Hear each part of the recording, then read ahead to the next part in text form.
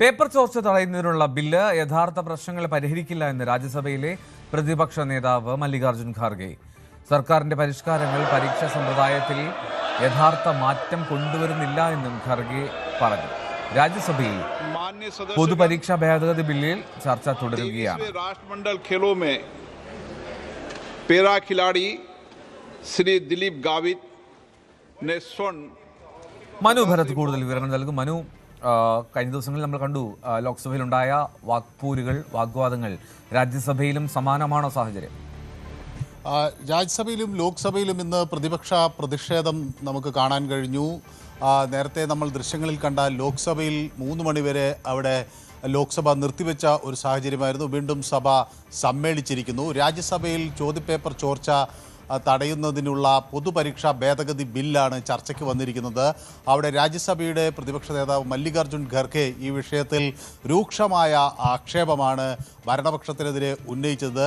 ഇത് 2024 ഒരു ബില്ലിൽ ചില കണക്കുകളിൽ ചില മാറ്റങ്ങൾ വരുത്തുന്നു എന്നതിനപ്പുറത്തേക്ക് യഥാർത്ഥത്തിൽ ഈ പ്രശ്ന പരിഹാരത്തിന് ഒന്നും ഈ ബില്ല് ചെയ്യുന്നില്ല. 5 വർഷമുള്ള തടവ് എന്നത് 10 വർഷമാക്കുന്നുവല്ല, അങ്ങനെ കണക്കിൽ സംഖ്യകളിൽ ഒരു മാറ്റം വരുത്തുന്നു എന്നതല്ലാതെ ബില്ല് യഥാർത്ഥ പ്രശ്നങ്ങളെ അഭിമുഖീകരിക്കുന്നില്ല എന്ന് മല്ലികാർജ്ജുൻ ഖർഗെ വ്യക്തമാക്കി. അതുപോലെ തന്നെ ഈ പരീക്ഷാ സമ്പ്രദായത്തിൽ മാറ്റം വരുന്നില്ല. അങ്ങനെ ഇത് ഏതെങ്കിലും തരത്തിൽ കാതലായ ഒരു മാറ്റത്തിന് ഇത് ഗുണകരമാകുന്നൊരു ബില്ലല്ല എന്ന് മല്ലികാർജ്ജുൻ ഖാർഗെ ഒരു ആക്ഷേപമായി അവിടെ ഉന്നയിക്കുകയാണ്.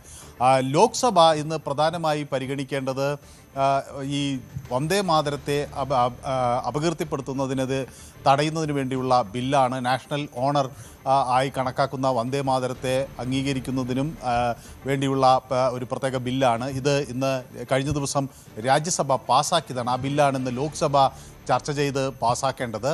അതേസമയം ഇരു സഭകളിലും പ്രതിപക്ഷം രൂക്ഷമായ വിമർശനങ്ങളും അതുപോലെ പ്രതിഷേധങ്ങളും ഈ നീറ്റ് പരീക്ഷ ചോദ്യപേപ്പർ ചോർച്ചയെ സംബന്ധിച്ച് വിദ്യാർത്ഥികൾക്ക് നേരെ നടന്ന അക്രമത്തിൽ പ്രതിഷേധം ഒക്കെ ഇരു സഭകളിലും ഇന്നും മുഴങ്ങുന്ന സാഹചര്യമാണ് ഉണ്ടായത്.